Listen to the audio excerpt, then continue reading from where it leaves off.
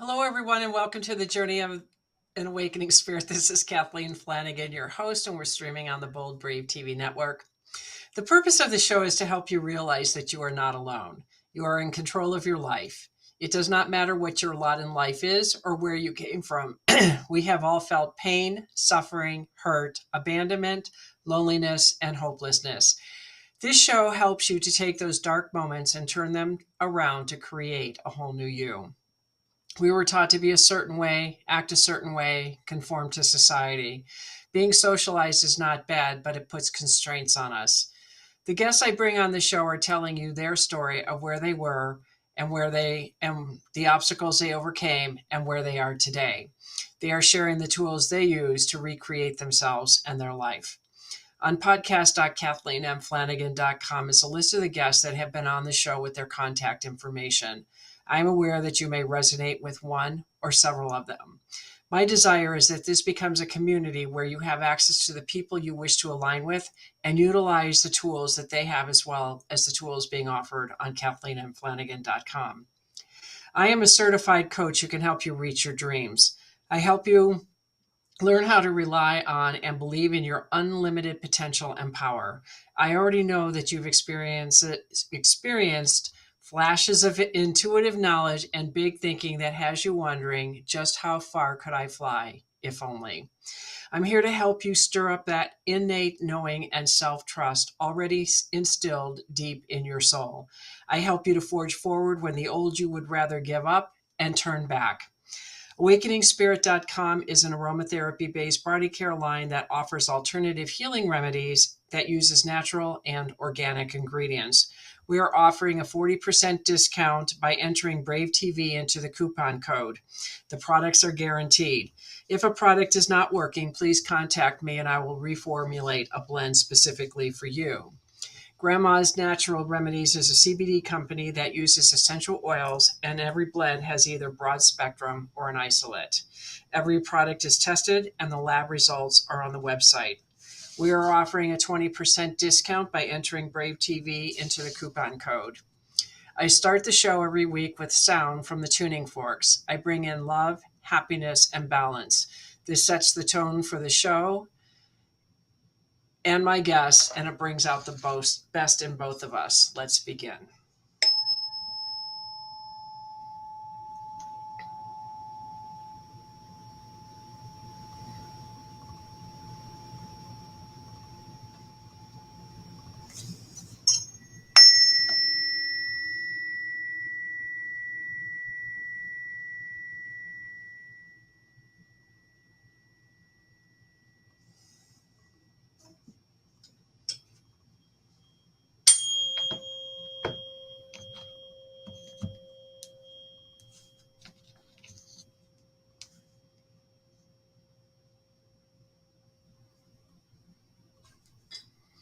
Martin Salama is known as the architect of Worrier's life code.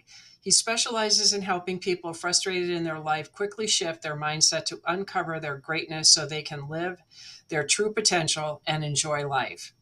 An example of what he's achieved is a client like Roberta, who lost her six-figure job due to COVID and came to Martin depressed and felt very lost. Within a short time, she had, quote, direction, focus, and a renewed energy around all the possibilities I could pursue and getting back on track to enjoy life.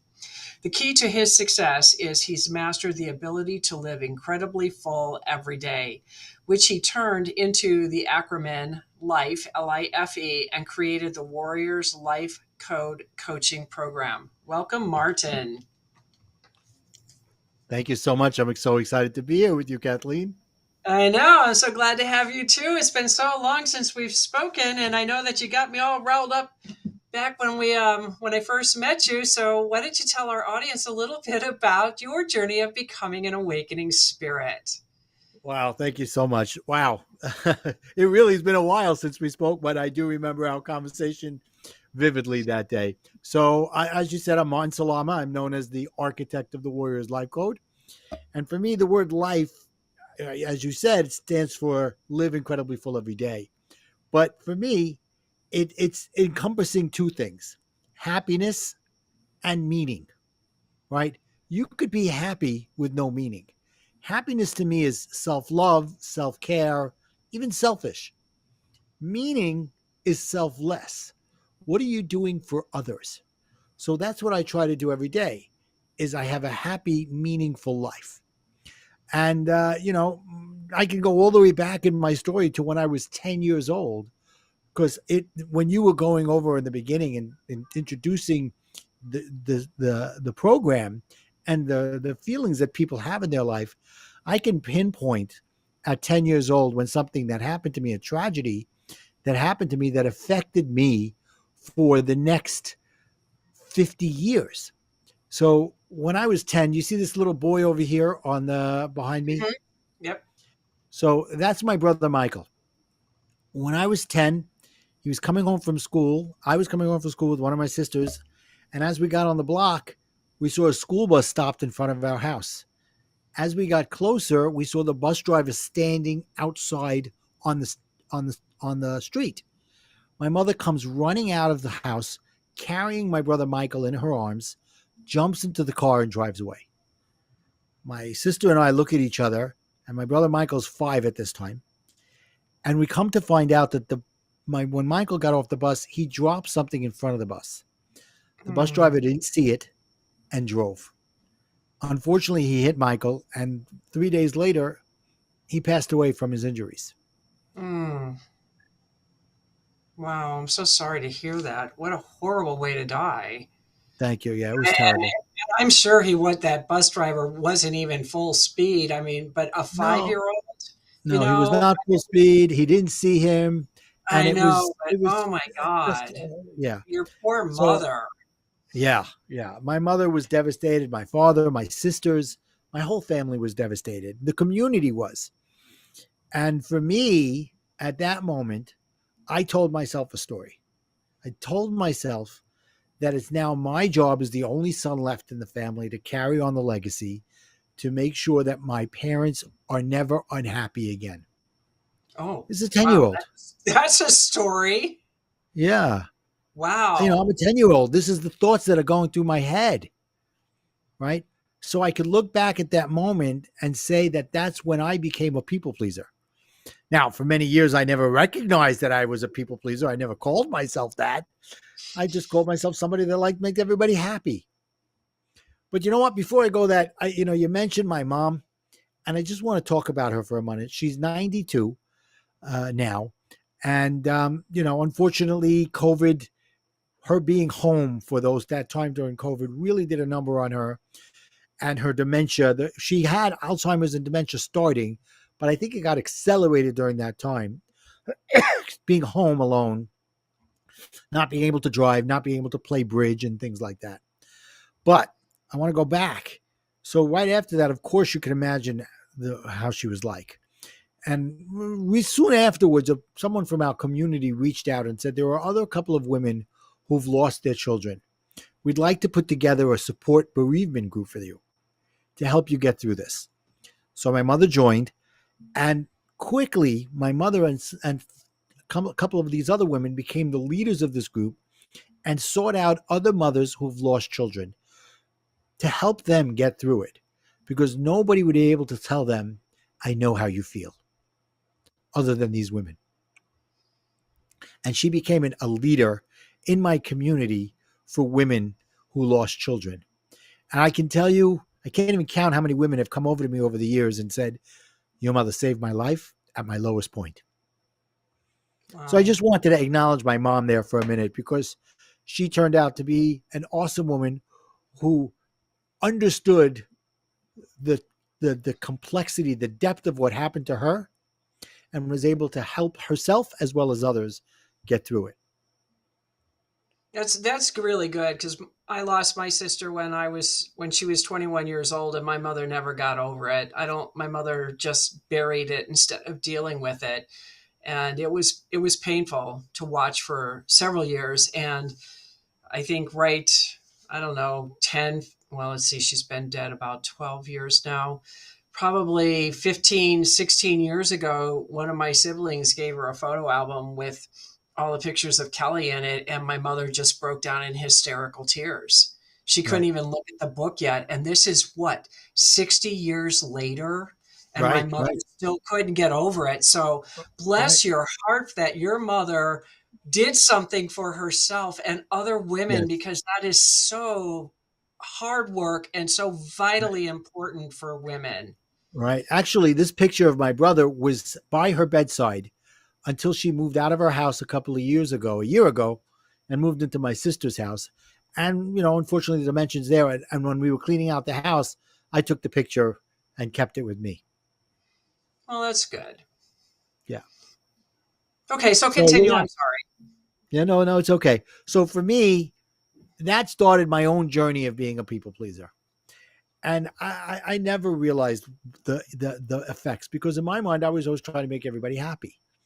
But it took me pretty much 40 years to finally realize that not only was I not making anybody else happy, I wasn't making myself happy either. And it took a lot of ups and downs and thinking I was doing the right thing by trying to make everybody happy. And let me fast forward now to 2008. Remember that year? I do remember that year. Right. Well, my wife and I were working on a project for 5 years to build a multi-million-dollar health club and tennis center by the Jersey Shore in New Jersey. And we had put in millions of dollars of our money, of investors, loans, and stuff like that, as we were trying to get the approvals that we needed to go in the ground from the city and the state. Right. And every time we thought we were ready, the city would say, "Oh, you got to do this, you got to do that." And we wanted, as soon as they said yes, get into the ground. They were always saying, "Yeah, we're going to approve this as soon as you get everything done." So we were pouring money into the architecture and the engineering and everything like that. So finally, in the summer of 2008, they said, "Okay, you got everything. We're ready to go. You could start building." I went to the bank, who for the years before, they're like, "Yeah, we can't wait for this project to be ready. We're going to fund it like it's like crazy." And if you remember, in 2005, 2006, 2007, money lending was like going to Costco and getting samples from the old ladies at the end of each one of the aisles. They would hand them out like they were nothing. And that's what the banks were doing. They were lending money like crazy. So I go into the bank. I'm like, "Okay, we're ready." And they're like, "No, we're not lending right now." I'm like, "What are you talking about? I've got everything in here, over $3 million." Well, things are slowing down. It's not that simple anymore. A month later, in September of 2008, Bernie Madoff, subprime loans, the world falls apart like a house of cards. And where am I? I'm on the bottom of the card deck. I'm the Joker, and I'm not laughing. I might have even been the Jack with the with the knife coming into the head, you know. But thank God I didn't commit suicide. But I was depressed for about a year. Okay, And we're gonna take a quick commercial break and we'll pick it up as soon as we come back. Thank you. Welcome back, everyone, to the Journey of an Awakening Spirit. This is Kathleen Flanagan, your host, and we're streaming on the Bold Brave TV network. And we have Martin Salama in the room with us today. I'm sorry. And so, Martin, oh, good. please go ahead and continue on with your story. All right. So yeah, so it's 2008. The world falls apart. I'm in a depression, and I have no money. I stopped paying my car. I stopped paying my mortgage, and things happen when you're not paying that stuff, right? Eventually, they foreclosed on my house, but I lived in New Jersey, and there were so many foreclosures in 2008 that it took them years until they finally moved on it. But the car, a couple of months later, all of a sudden, my son looks out the window, and the time he's 17, 18 years old, and he looks out the car outside, and he says, "Dad, they're towing away your car." My car was repossessed. And I was like, "Oh my God, that never happened to me before." So I kind of went into a depression for about a year. And I was going through coaching, I was going through therapy. And about a year later, I decided, you know what? It's time for me to get out of this depression and figure out, what am I going to do with the rest of my life? So I looked at my life and I thought about, what are the things I liked to do? Now that I'm reinventing myself, I don't necessarily have to be the businessman that I always thought my parents wanted me to be, because that's what I was doing all my life, trying to make sure that I was making my parents happy. So I looked around and I thought about it, and I realized I always loved being in community organizations. I was always a leader, and I was always somebody that was like of service. I wanted to help others and be of service to them. So I thought about it, and I realized I really enjoyed coaching. So I decided to become a life coach. And I looked into it, and I found a great school, and I went to the school, and I said, look, I really want to come here, and this is how much it costs. And you say, I'm going to go get funding if you can't go, financing. I know I can't get financing because of everything I just went through the last year or so. My credit score is almost non-existent. So I said, let's come up with a number that I'll pay you every month, and I promise I'll pay you every month. And the CFO turned to me and he said, okay, we'll do that. But you won't get certified until you pay off all your debt. I said, that's fair. Well, all the money I owe the school, once I pay them off, then my certification will come. It looked like great. So now it's about 2 months before the school's training is going to start. It's my 24th wedding anniversary. And my wife says, I want a divorce. Oh my God. I'm like, what the heck is going on? Why does everything keep happening to me? I'm like, couldn't you come up with a better day of the year to do this? Oh my God. Wow. That's a blow. Yeah. But, I look back now at me saying, why does everything keep happening to me? And I realized that was the side of me that didn't like to take responsibility and blame everybody else. When you say everything's happening to me, you're looking to blame everybody. Yep. Right? Instead, now I don't say everything happens for me. I said everything happens through me because I'm taking responsibility for what goes on in my life. Good, bad, or indifferent, at the end of the day, the buck stops with me. Right? So I'm deciding now, what am I going to do? I got to figure out where I'm going to live, who's going to move out, who's going to do what. I have 4 children, blah, blah, blah, all this stuff. And I say, you know what?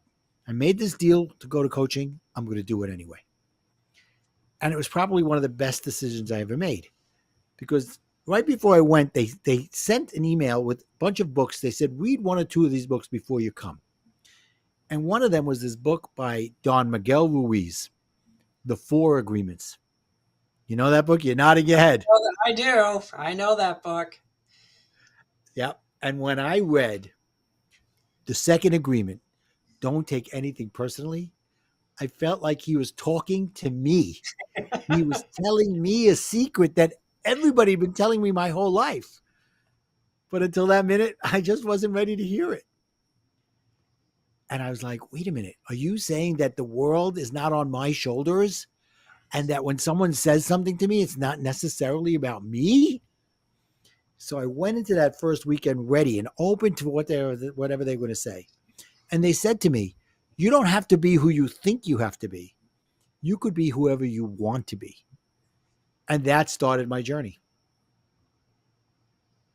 I know. Isn't that amazing when somebody gives you permission to be who you want to be instead of what you think you're supposed to be?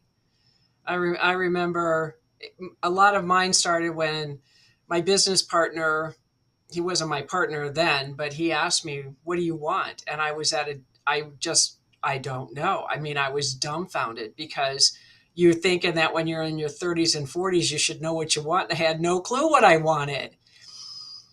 And then it was, and then you sit there and it's like, well, you're talk like a victim. I'm like, well, I'm not a victim, but I didn't realize the words, Right. like what you said, the words, why does God hate me? God doesn't hate you. Why are you saying that? Right. And it's so funny when people tell me, I prayed to God and he didn't answer me. I go, the problem is he did answer. You just weren't listening. He said no. That is so true. And when he's saying no, he's saying no because this is not what's right for you. Right? And that's a hard concept to understand. What do you mean? I can't just ask for whatever I want and it just comes? Well, that's a little bit of the law of attraction, but it's just not enough of it. You Right. know? Exactly. That's exactly right. And, sometimes when I was younger, I just remember at times wanting something so badly. And then like a year or two later was like, thank God he didn't give it to me, because I mean, as a teenager, what do you know, right? And you're so wanting a boyfriend because everybody has boyfriends, or you want to have a date to the prom, or whatever the weird things are that teenagers go through. And Right. that's when I realized at times was like, thank God that he didn't give me everything I wanted, because what I was picking and choosing was not in my highest and best good. Right. Exactly. Exactly. So yeah, so that's what happened to me. I went through this transformation by going to coach training. And I went to one of these coach training schools that were it wasn't like you went for a weekend and you were done. It was an almost a full year program. Wow. Yeah, where we had at the time, we didn't have Zoom yet. We were doing conference calls and stuff like that, and every week, and we were doing peer coaching with different students in our class. And every 3 or 4 months, we would get together on a weekend and do more work on the next level. It was an intense one, and it changed my life. And like I said, it was a slow transformation.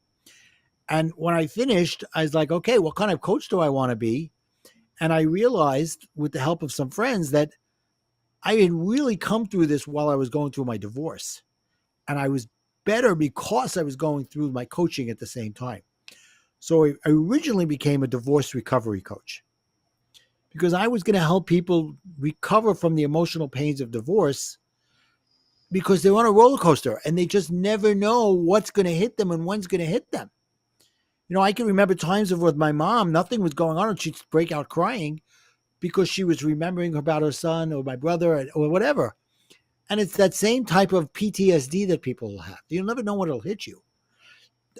When we say PTSD, we immediately think of heavy duty trauma, you know, war and things like that. But people suffer from PTSD on many different levels. Well, our world is a prime example of it. I Yeah, mean, just watching the evening news can traumatize people. that's right. Seeing an animal be abused is traumatizing. At least to me, it's traumatizing. Right, Yeah, right. Absolutely. 100%. and Me people too. don't understand that. Right. So it's about understanding, number one, how it's affecting you and how you're going to move forward when you're going through the divorce. So I did that for a few years. And as I developed myself and I was helping clients, I got to the point where I was so happy with my life. I was liking myself and I was loving myself because I understood why some of the things that I was doing when I was married, or from that came as me being a people pleaser, which were, as a people pleaser, I wanted to make everybody happy. That's obvious. I took everything personally. I was a control freak. I needed the recognition. I needed everybody to tell me, oh, what a great job you are. You're the greatest guy in the world. And when all those things weren't happening, I had a very, very short temper, to the point I would react to everything like a nuclear reactor. And I would leave fallout all over the place. And my go to would be, I'm really sorry I did that, but Kathleen, you did this and you did that. That's not apologizing. That's Right, just another way of passing off the buck. right. So now that I started understanding this and becoming a better me, I was ready to move forward. And I was doing things like I was eating better, I was reading better, I was getting coached, because for a while I was like, well, I can't afford to be coached. Now I realize I can't afford not to be coached any day of my life, you know?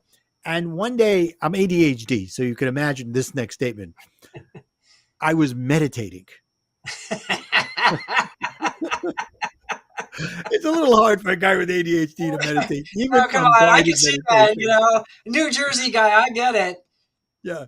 You My know, mind's like, when is this going to be over? I don't know how people meditate. I just don't get it. But kudos to them.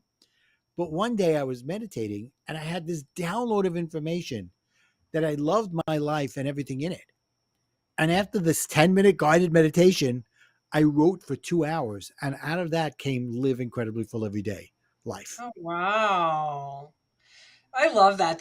Those stories are always so amazing to me. I mean, I know they're real, so I don't doubt it, but it's always still amazing because we don't think meditation does that, but yet meditation is one of the most transformational experiences you can go through because you have to shut this off to hear what God wants you to do.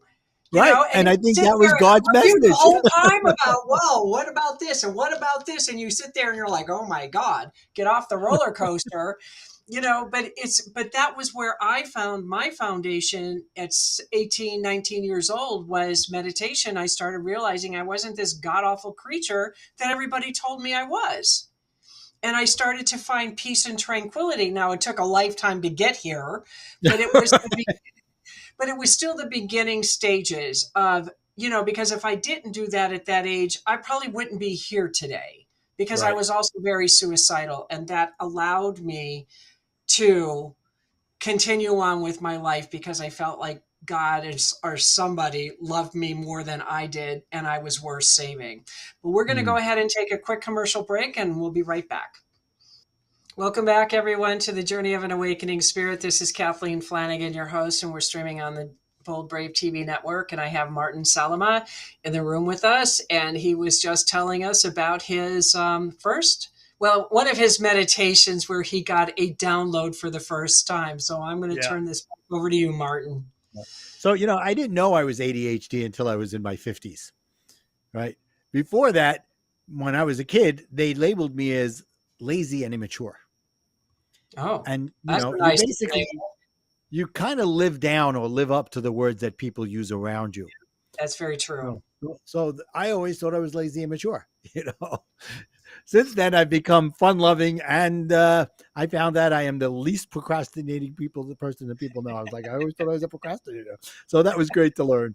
But yeah, so here I am. I put my coaching together, my coach program. Now I'm switching it from the divorce recovery to this new live incredibly full every day.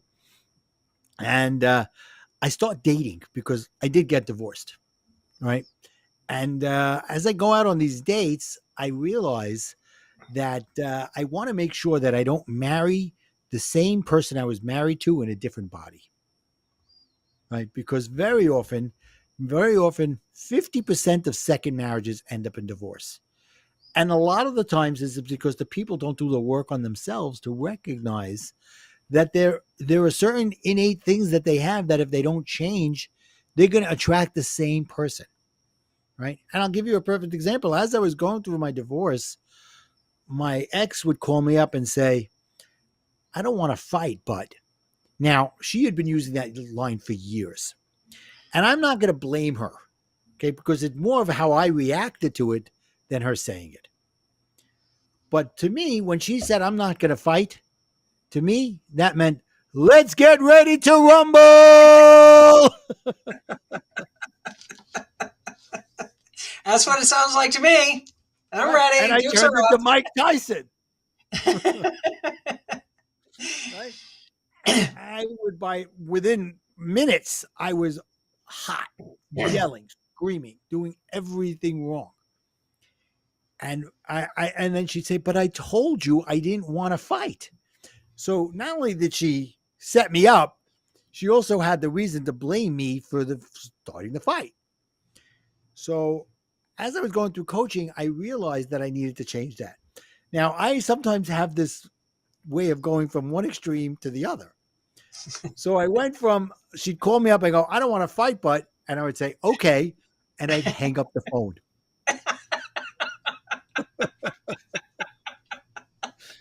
Oh, I'm sure that went over well. Real well. She'd call me back. She'd go, what the hell? And I was like, well, you said you didn't want to fight. So I figured I better hang up. Oh, I love that. That's so funny. I'm sure she Right. was pretty irate when she got back on the phone. Oh, yeah, she was. She was. But, and then I started to take in my coaching that I'd learned and that I was learning and started to understand that I had to find the middle ground. So I had to condition myself and her to get rid of the line, I don't want to fight, because it was a trigger for me. And there were other triggers as well, but that was a big one. So I had to learn that I had to slowly explain to her in ways that were not being threatening that doesn't work. And it's all it does is set me off. And I had to learn to change. And I've taken the things that I've learned between coaching and on myself and then applied them to my clients that would come along with similar issues. So, for example, I had to understand what was going on and what to do about it. So, first thing I did was when that would happen, I have to change the way it is. So I created something in my mind and then I started to utilize it. Remember when my kids, when they went to school and they came home one day and the firefighter was there that day teaching them fire safety. And they tell the kids, children, there are 3 words you have to remember in a fire: stop, drop, and roll. If you're in a fire, stop what you're doing, drop to the ground below the smoke and the fire, and roll away from danger. So I took those 3 words and created my own for when I am in an emergency situation or going to see myself freak out and react instead of respond. So I said, okay, I'm going to go stop, think, and respond. Okay, so stop. She called me up. I don't want to fight, but stop. Don't freak out. Think. Is what she's going to tell me going to trigger me? Am I going to let it trigger me? Is it about me? Is it about her? Is it about whatever? Or somebody else? It might not necessarily be about me with my ex. Somebody's coming to me and they are used to me being in a confrontation, and I've got to change it now to a conversation. So I'll say, sometimes I might say, they'll tell me what's going on, and I'll say, that's interesting. I need to think about it. Now I'm diffusing the situation, and I'm giving myself an opportunity to figure out what's going on before I shoot first and ask questions later. Because you know what happens, Kathleen, when you shoot first? Everybody's dead. Even if they're not dead physically, literally, metaphorically, they don't want to talk to you. They've shut themselves off. So then I go, yeah, you like that one, huh? So then you go to think. Am I taking it personally? What's this all about? And then, because you've taken a moment, now you can respond instead of react. And then it could turn into a conversation. Now, does it happen overnight? No freaking way. But with enough practice, it could make a big difference. So, yeah, that's one of the techniques I teach my clients now. That's good, because when I was in Chicago, there was a point where I had this man I was seeing at the time would come in from, Chicago's like 3 hours to get home from work, okay? And he's grumpy, and then his ex-wife or girlfriend, whatever she was, if he was late, she would growl at him. And he came in one day, and he was already on the defensive, thinking I'm going to sit there and say something like, well, you're late, which I wouldn't have thought to say that. I mean, he's here, right? So he comes in, and I said something, I don't know what it was, hello or something, and he was ready to start on the attack. And it was like, whoa, okay, you need to go take a minute, because I knew that I was already triggered. Because I knew I was triggered, because just by that, and I hadn't even said anything other than hello. Right. And, so sometimes we, as the other person, has to take control when somebody else is doing it. So it's not just like you having to take control when she starts it, but sometimes it's the other way around too. Or Absolutely. if I wanted to respond to something he said, it was like, no, sit back, think about what he's saying, and breathe through it, and logically say something in response rather than react. Because like you, I was very much the same way. Everything triggered me because I was so, always defensive. I thought everybody thought I wasn't doing anything right. So I had to defend myself 24/7. So I love your technique, because that's exactly what I did in 2008. And I had to figure that one out on my own, because I didn't have a coach then. Right. Yep. So that's one of the things that, I created as a way of, I love using acronyms. I love using wordplay because it's a way of people remembering things. And I about a year recently, I wrote a book, and it's called Worrier to Warrior. Right, just for all the guys, people out there that couldn't understand my Brooklyn accent, Worrier with an O to Warrior with an A. Yeah. And as also along the way, I created a card deck. Where am Oh, I? Here it cool. is. Well, I'll figure out how to turn the camera the right way. This way. There we go. Now we can see it. Cool. Because it's mirror, guys. That gets me all screwed up. So Worrier to Warrior. And in there, I break down, stop, think, and respond.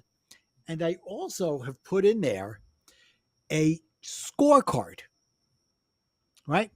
And it's interesting how this came about. So I mentioned to you that when I got back and figured myself out, I started dating. Well, I'm very proud to say a couple of years after I got through myself and started dating and all, I found a woman, fell in love, and we got married. And we've been married for about 6 years. Actually, yesterday was our 6th anniversary. Thank you so much. And the beauty about it is when we were dating, I understood that I didn't want to have the same type of person. I understood what my values were. And I would go out on these dates and I would interview the women as to what their values were. They didn't know that I was interviewing. I was just having a conversation with them. But I was learning on a deeper level who they were. And this woman just hit the numbers in a great way. And we've been married for 6 years. So in the middle of COVID, we're all home. Everybody's in different places. So one day, her son, who was at the time 13, 14 years old, and her decide, let's go outside and play basketball. And we used to have this game called 5-3-1 in basketball. When you're playing two people, you take the ball from the free throw, you shoot it. If you hit it, you get 5 points. Then wherever the ball lands, you take a rebound, you throw it up, you get 3 points. And then you go for a layup, which is right under the basket, you get 1 point. If you hit all 3 of them, that's 9 points. And because you hit all 3, you get an extra point. So they go outside and they play 5-3-1. You come in a little while later, I go, who won? And Ralph, her son, says, she beat me 100-0. I'm like, how is that possible? He goes, well, I kept on shooting the 5s, hopefully to catch up. I go, but the game isn't even played that way. But whatever. But it got me thinking, and I said, you know what? What if I take 5-3-1 and flip it to 1-3-5 and put it as a game for people to learn how to build their emotional intelligence when they're getting into a situation where they're going to have a confrontation, so that eventually they can turn it into a conversation. So I said, okay, you get 1 point if you stop. You get 3 points if you think, how can I do this differently than I've usually done it? And you get 5 points if you do something different this time. So now people say, well, why? It's in the heat of the moment. I can't do it. Great. So today you have a fight with somebody. And tomorrow you wake up and you stop. And you're thinking about the fight you had yesterday with Kathleen. So you give yourself 1 point for stopping and reflecting. Give yourself 3 points to think about, how can I do this differently? What could I have done differently than I did? And then give yourself 5 points if you call up Kathleen and you say, you know what? This is what happened yesterday. I overreacted and I want to apologize because I felt this, I made you feel this. And it's not about getting an apology back. You don't want anything back. So in my card deck is stop, think, and respond. And then, to make sure I do this right, there is a scorecard. Oh, that's cool. Right? Yeah. So it's a great way. And the idea is, are you going to score a 10 every time? Definitely not. But if you build your muscle memory to stop reacting by understanding, stop, think, and respond, you'll get to the point where 90% of the time you may be able to respond instead of react. Yeah, I love that. Well, we're going to go ahead and take a quick commercial break. Welcome back, everyone, to the Journey of an Awakening Spirit. This is Kathleen Flanagan, your host, and we're streaming on the Bold Brave TV network, and we have Martin Salama in the room with us. So, Martin, continue on. All right, cool. Well, I hope you feel that I've been awakening some spirits as we go along here. Right? Oh, you've been enlightening mine Oh, Just thank been you so it's much. been very enjoyable. I've Yeah. enjoyed your perspective. Oh, thank you. So, talking about that, we talked a little earlier about the law of attraction, and there's something that I have in my course and in my card deck that addresses the law of attraction. So, most people out there think the law of attraction means think about what you want and it'll come true. Now, the problem is when it doesn't happen that way, people say it doesn't work. And the problem is, you're right, it doesn't work because it's not just about thinking. That could happen, but it's really a small percentage of the time. So I have another technique I have in my bag of tricks, as it were, like Felix the cat, for those older people out there, and The it's called the cycle. cycle of A's. Okay. Okay? And it's in a cycle for a reason. Okay, because it's the first part is ask the universe for what you want. That's the basic foundation for the law of attraction. The next one is act. Start doing the work for what you want. So ask could be something as simple as I have a great idea. Something came into my mind. Right. So are you going to let that idea go or are you going to do something about it? How many times do people say, "Oh, I just saw somebody made something on television. I thought about that idea." Yeah, but you didn't do anything Yep. about it. They're a billionaire. You're not. So act. Start doing the work to get it. And then the last one is attitude. Have a mindset and have a belief that you're not emotionally attached to the outcome. And that's where the rubber hits the road, and that's where things are different. If you can get into this ask, act, and attitude cycle, it's a perpetual motion because it's so easy that when we still doing the ask and the act, that when things aren't going our way, oh no, it's not working. And that goes back to God saying no. He's telling you you need to make a course correction. So that's something I felt like I could share based on what we talked about earlier. So that's the cycle of ACE. I love it. And and when you think about it, this all started from a simple meditation. And Yep. it's look at how it progressed. You get into coaching and then it's like, oh, well, look at what happened with the drop, whatever it Stop, was, drop something stop, roll. drop, and roll. Stop, drop, and roll, and then the 5-3-1. I mean, and when you think about it, every time you took a step, something else came up and said, "Oh, well, we can elaborate on this just a little bit more." And it's just such a beautiful. This is what happens when you listen, people. When you listen, little nuggets come in and you're kind of going like, well, what does that mean? Well, that's up to you to figure out what that little nugget is. And once you Right. figure it out, look where you go. So I love it. I absolutely love what a beautiful way to show what a simple meditation download did for you. And of Right. course, it all didn't happen overnight. It's taken No. years, but it doesn't matter. You're evolving as we constantly evolve. Yep.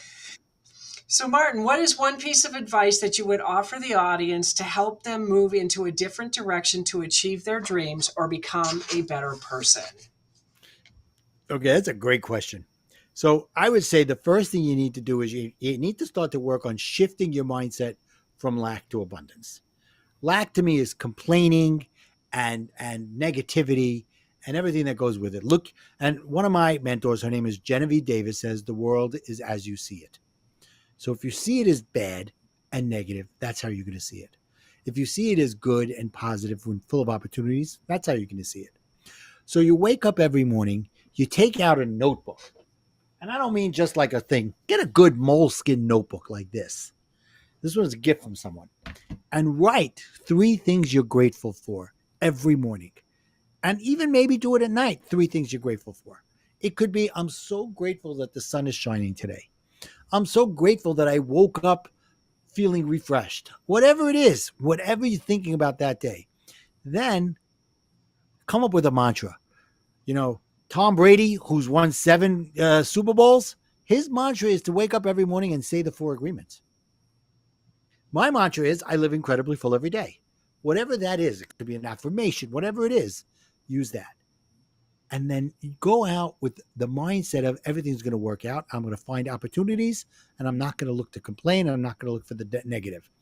And then do this. Go out and make somebody laugh. And when you do, thank them for helping them to fill your quota to make somebody laugh every day. Oh, Now you've connected with them. I love that. Oh God, I love that one extra step of try to make somebody laugh. Oh my God, I'm gonna have to work on that one. But it's I more than that. love Go that. out and tell them thank you for helping me fulfill my goal, because now they're like, what are you talking about? And then you tell them and you get them in on it. No, I love that. What a great piece of advice. So, Martin, I want to thank you so much for being here today. I really enjoyed our time together.